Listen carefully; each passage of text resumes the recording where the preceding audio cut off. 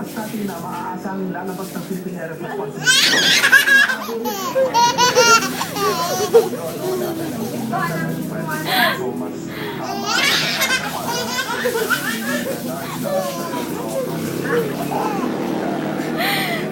Nag-untok siya. Basta mo ng par itong si napakalapan ng kaulapan nito. Ano yung muna ito kasama natin sa Luzon? Yes, sa pati ng Eastern Luzon, maganda na yung panahon. Maganda dito sa oras. Wala naman tayo nakikita kung ibang weather system na pwede magbigay ng kabulan dito sa Eastern Luzon. Dito sa Western Luzon naman, pisado pa rin ako. Pero hindi naman siya doon sa tulad niyo na talagang cloudy at kung may mga rains. Merong mga portions ng Western Luzon and Visayas. Pero kasing malakas sa tulad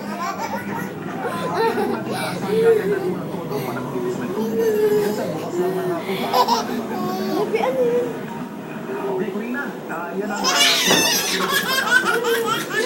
Okay, so magandang balita yata yung mapabilis, pero mapapabilis din yung kanyang paglabas ng Pilipinas. Ano, Kuya Kim? Pero yung bilis na ito, nalalasa pa rin dito sa kanyang mga pag-alis mula sa Philippine Area of Responsibility. Tama ba yun?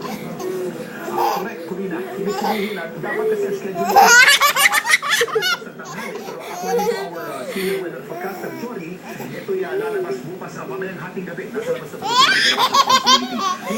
Sa satellite, Corina, may kalaparan talaga. Kaulap ang dala nito. Kahit ito nasa labas na ng bansa, yung ulat na magdadala pa rin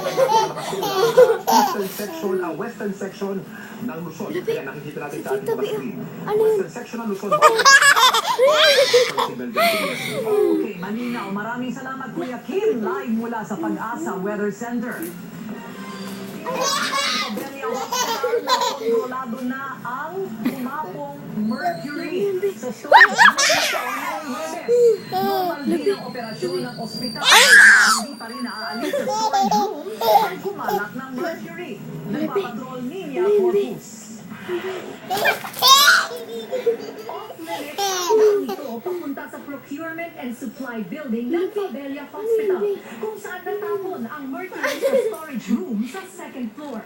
Delikado ang mercury, malikit man sa balat.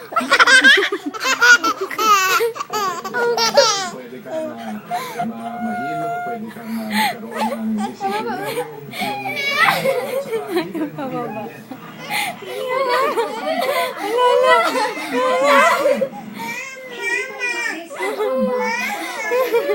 Dito mula sa schedule. Kaya sinasabi ang level ng mercury dito.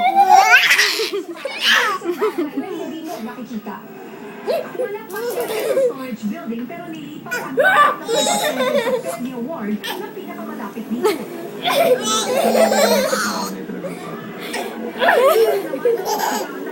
Ang mercury vapor analyzer, normal ang mercury level sa main building.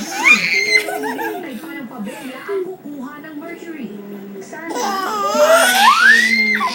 para ang mga nakalagak na ito ay matanggal na sa mga health institution. Taong 2025, ng DOH ang mercury kaya ang